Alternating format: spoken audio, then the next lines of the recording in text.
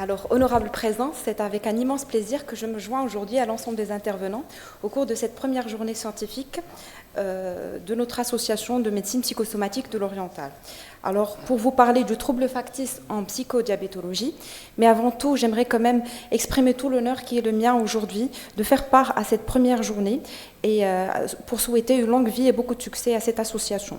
Alors, j'ai choisi, comme vous le voyez, d'intituler ma présentation « Le trouble factice, une réalité à ne pas oublier », un titre un peu en oxymore avec factice et réalité pour souligner l'intérêt du sujet.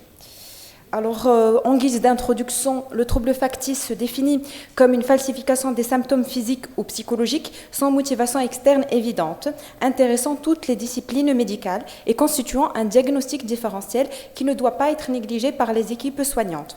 La prévalence des troubles factices est estimée à environ entre 0,8 et 1% parmi les patients consultants en psychiatrie et 5% parmi ceux consultants en médecine générale, d'après une série américaine.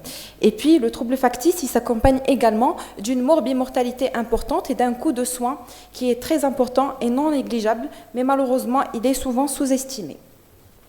Il existe plusieurs formes cliniques du trouble factice. Par exemple, en dermatologie, vous avez une grande variété de lésions factices, parfois des retards ou des absences de cicatrisation.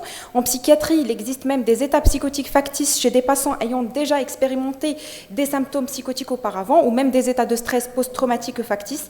Il existe ainsi des hémorragies factices ou encore des crises convulsives factices et cette liste est non exhaustive. Alors, l'étiopathogénie exacte du trouble factice est à ce jour indéterminée. Néanmoins, plusieurs théories concernant la psychopathologie des troubles factices ont été émises.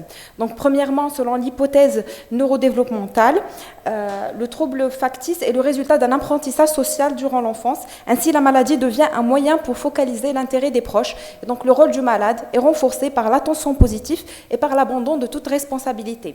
Ensuite, le trouble factice peut résulter d'une perception qui est anormale et fausse des sensations corporelles complètement normales et habituelles. Il s'agit dans ce cas-là d'une cognition fausse. Et troisième hypothèse, c'est le trouble factice, il peut être considéré comme un mécanisme de défense intrapsychique.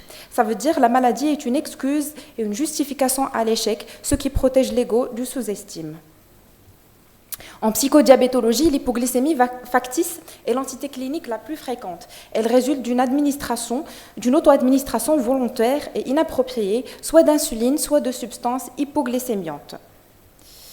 Et afin d'illustrer la question, nous avons choisi de partager avec vous un cas clinique concret d'une jeune patiente de 17 ans, lycéenne, benjamine d'une fratrie de 3, vivant en milieu urbain chez sa sœur depuis le début de ses études secondaires, suivie depuis l'âge de 3 ans pour une épilepsie et depuis l'âge de 4 ans pour un diabète de type 1, pour lequel elle a été mise sous plusieurs schémas d'insuline, jugée inefficace par son endocrinologue traitant, puis mise sous pompe à insuline.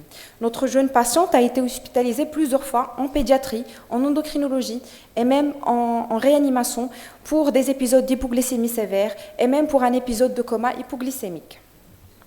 L'examen somatique de notre patiente était sans particularité. Un électroencéphalogramme avec une consultation chez son neurologue traitant atteste de la stabilité de son épilepsie et le résultat du bilan biologique complet réalisé par nos collègues endocrinologues n'a pas trouvé d'anomalie à part celle exposée. La vérification de sa pompe à insuline a révélé un mésusage fait d'auto-injection du double de la dose préconisée en dehors des horaires indiqués, et ceci malgré de nombreuses séances d'éducation thérapeutique dont ont bénéficié la patiente et ses proches. Et du coup, après consentement de la patiente et de ses parents, un avis psychiatrique a été sollicité par nos confrères diabétologues. Ce dernier s'est déroulé en 3 temps d'entretien. D'abord un entretien avec la patiente seule, ensuite un entretien avec la famille de la patiente et un entretien avec les soignants.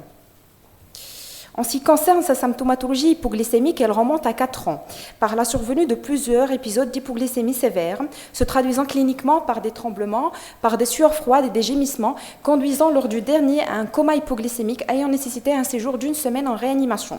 Ces épisodes ont pour particularité déjà de survenir exclusivement en extra-hospitalier et au domicile de sa sœur, au petit matin, entre 3h et 5h du matin, et de faire généralement suite à des contrariétés ou des conflits avec sa famille. Et notre patiente se dit même capable de prédire la survenue du prochain épisode d'hypoglycémie. De notre entretien psychiatrique résultent quelques éléments orientateurs, notamment elle présente depuis un moment une intolérance à la frustration, une tendance à la dramatisation, des mensonges excessifs rapportés par la famille, même pour cacher les écarts du régime alimentaire indiqué par son endocrinologue, ainsi que quelques éléments rapportés par la mère de la patiente, notamment un surinvestissement vestimentaire et quelques attitudes séductrices. L'examen psychiatrique a permis également d'éliminer un syndrome dépressif, d'éliminer un syndrome anxieux, des idées suicidaires, un désir de mort, d'individualiser quelques traits de personnalité histrionique et une notion d'harcèlement scolaire avec une violence conjugale entre les parents de notre patiente. Avec empathie et écoute attentive, nous avons quand même pu confronter la patiente au caractère factice de son trouble. Elle a aussitôt avoué, en pleurant quand même, ses auto-injections qu'elle a justifiées par son besoin permanent d'attention parentale. Nous avons pu également établir une certaine alliance thérapeutique avec cette patiente, ayant permis sa réévaluation lors de consultations pédopsychiatrique ultérieure, et le suivi de cette patiente depuis plusieurs mois n'a pas constaté de récurrence des épisodes d'hypoglycémie, à part un seul épisode à sa sortie de l'hôpital et son transfert vers son domicile parental, alors qu'au cours de son hospitalisation en endocrinologie, elle présentait quasiment des hypoglycémies quotidiennes. Ce cas clinique a été pour nous un réel défi diagnostique et thérapeutique du fait de ses intrications psychosomatiques. C'est pourquoi nous l'avons publié. Et puis, l'hypoglycémie factice, objet de notre cas clinique, est une forme clinique habituelle des troubles factices. Mais parfois, elle est sous-diagnostiquée, ce qui est vraiment plus dangereux. Donc, une revue de cas cliniques similaires rapporte plusieurs épisodes d'hypoglycémie factice qui peuvent survenir aussi bien chez les adolescents que chez les adultes, soit par auto-administration d'insuline ou auto-administration d'antidiabétiques oraux. Et chez les patients atteints du diabète de type 1 comme de diabète de type 2, et il existe même un cas d'acidocétose diabétique factice rapporté récemment dans la littérature. Donc ensuite, selon une étude rétrospective portant sur le profil psychoépidémiologique des patients présentant des hypoglycémies factices, on note une nette prédominance féminine, un âge inférieur à 40 ans, parfois c'est la population des adolescents, avec une exposition antérieure aux soins, donc une connaissance déjà des symptômes et des circuits de soins. On a des antécédents psychiatriques, qu'ils soient personnels ou familiaux, comme notamment des troubles de personnalité ou de dépression, des événements traumatiques surtout au cours de l'enfance, comme par exemple une maltraitance, un viol, un harcèlement, ou enfin une dynamique familiale un peu perturbée, avec un divorce ou une violence conjugale. Une autre revue de cas cliniques similaire a rapporté une survenue d'hypoglycémie factice, particulièrement chez les femmes adultes de profession médicale ou paramédicale, avec un chiffre important pour certaines spécialités, notamment la dermatologie et la chirurgie plastique.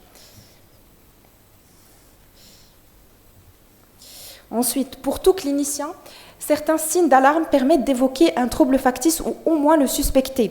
Quand vous avez des signes cliniques inhabituels, quand vous avez plusieurs consultations et des hospitalisations répétitives et chez plusieurs professionnels de santé, lorsque vous avez des résultats de tests non plausibles, inhabituels ou contradictoires, lorsque vous avez une guérison prolongée et inexplicable, une aggravation avant la sortie ou à domicile, lorsque vous avez une amélioration ou une aggravation qui sont déjà prévues par la patiente ou le patient, lorsqu'on a une amélioration, lorsque les dents principales n'est pas présent, si vous avez des témoins oculaires qui observent le patient en train de manipuler, et s'il y a également une suspicion de manipulation qui est mentionnée dans les antécédents médicaux du patient, parce qu'il existe parfois plusieurs comportements factices chez le même patient. Tout comme la démarche diagnostique, le traitement du trouble factice constitue également un véritable challenge. Il commence déjà par l'annonce diagnostique qui doit être bienveillante, couplée à une écoute attentive pour construire une bonne alliance thérapeutique. Ensuite, une psychothérapie permet aux patients de retrouver l'insight et de développer les stratégies. Le traitement pharmacologique, il n'existe pas de traitement pharmacologique spécifique au trouble factice et il est souvent réservé au cas où un trouble psychiatrique comorbide est diagnostiqué. Mais il est vraiment important de souligner que la prise en charge des troubles factices doit être absolument multidisciplinaire. Elle doit faire intervenir le psychiatre, le médecin généraliste, le médecin spécialiste, le psychologue, l'infirmier ou l'infirmière et la famille également pour des soins personnalisés et spécifiques. Et en guise de conclusion, l'hypoglycémie factice est un diagnostic différentiel sous-estimé, potentiellement dangereux, nécessitant une collaboration étroite entre les différents professionnels de santé, et elle met véritablement en avant le rôle de la psychiatrie de liaison en tant que partenaire des différents services hospitaliers. Et de là, je vous remercie pour votre attention.